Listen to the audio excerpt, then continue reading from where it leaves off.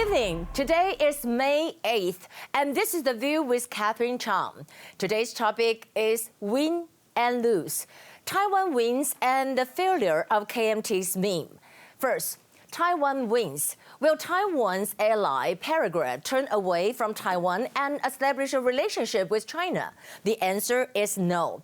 Paraguay's Senate on April 17th held a virtual meeting for a vote, and the vote was for whether Paraguay should convince its president, Mario Abdo, to recognize China instead of Taiwan. And the result, 25 voted no and 16 voted yes. Therefore, the proposal was rejected. Paraguay and Taiwan are political allies since 1957. It has been 67 years. Not long ago, Taiwan also donated 100,000 masks to Paraguay. And we have a strong bond. And Paraguay, you are indeed a good friend. Second, about the inappropriate meme by KMT. You know that KMT is the largest opposition party in Taiwan.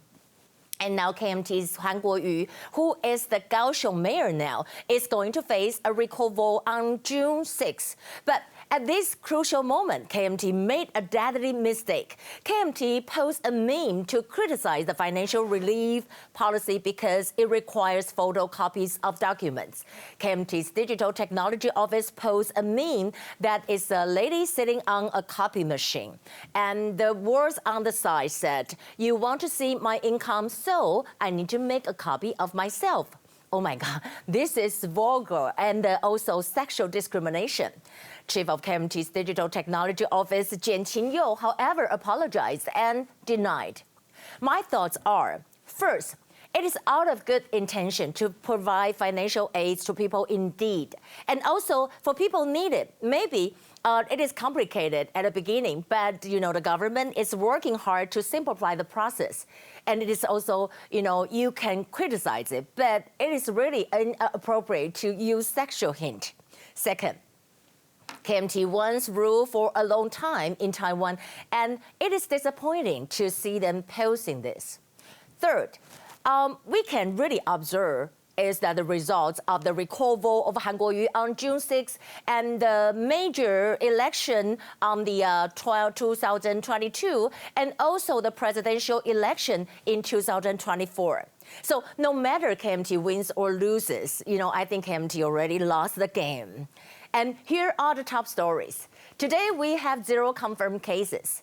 Vice President Chen Jianren was invited as a guest to join the virtual conference of Stanford University, and he talked about the Taiwan model. He said that the Taiwan model is successful because of transparency.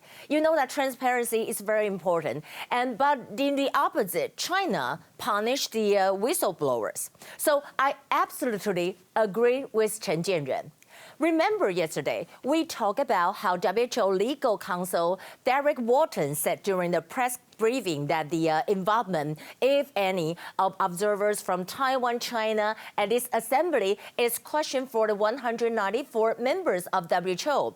Now, Taiwan's MOFA fight back and said WHO should not cave in to Beijing's pressure and undermine Taiwan's sovereignty. Taiwan is not a part of China, and also Beijing cannot represent the Taiwanese.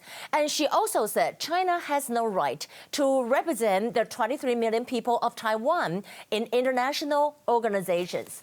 Also, she said only Taiwan has the legal authority to represent itself, and that the WHO should free itself from Beijing's control as member countries decided whether to include Taiwan or not. Also, U.S. Secretary of State Mike Pompeo continues to call upon all nations, including those in Europe, to support Taiwan's participation as an observer at the World Health Organization. Many people responded to the call, like a treat for Taiwan. U.S. Representative to the United Nations, Kathy Kraft, tweeted, echoing Pompeo's call for the WHO to include Taiwan in the WHA. And the world deserved to hear Taiwan's expertise, especially in responding to the COVID-19. And U.S. Senator Tom Cotton echoed too. He said, if the WHO doesn't commit itself to more transparency and accountability, then the U.S. should let the world's leading countries to create a new organization that will be a World Health Organization and not a World Politics Organization. Well, that is really well said. New Zealand backs Taiwan's entry into WHO and criticized Beijing's bullying. New Zealand's Foreign Minister Winston Peters said, in the interest of international health, you want every country in an international organization to improve the world's health. It's just logic. And China is the largest state sponsor of the virus. Who said this? This is the U.S. Senator Lindsey Graham said that he is 100% convinced that if Beijing had not covered up the outbreak, the virus would never have reached the U.S. And he will file legislative kind of proposal demanding corona compensation from China. And actually, he did. Now, let's talk about KMT. Once KMT is the leading party, now lost the presidential elections, and the support rate of KMT has reached historic low. A new poll conducted by we'll say that the independence-leaning think tank, the name is Taiwan Brain Trust, shows that the number of Taiwanese who identify with the KMT has dropped to 9.2%, and the lowest ever had. You know, KMT before maybe 13 years ago they have a 9.2, but now I can't believe that they will reach it. And on the other hand, DPP seem to be doing well. It is the support rate is like 40.5%.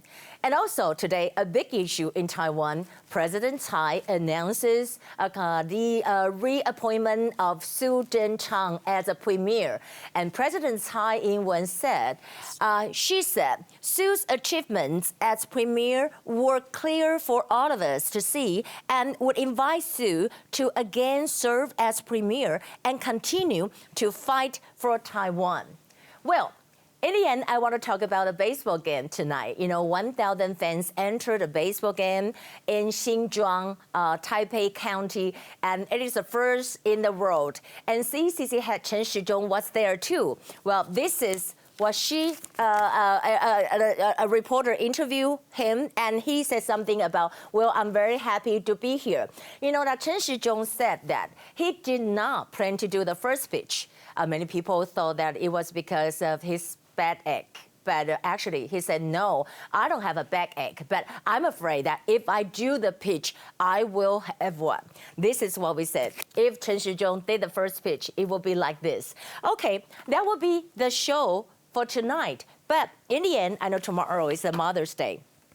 These are nurses from one of the hospital's ICU. You see, they are all pregnant. And isn't it cute? It's so cute. I really love it.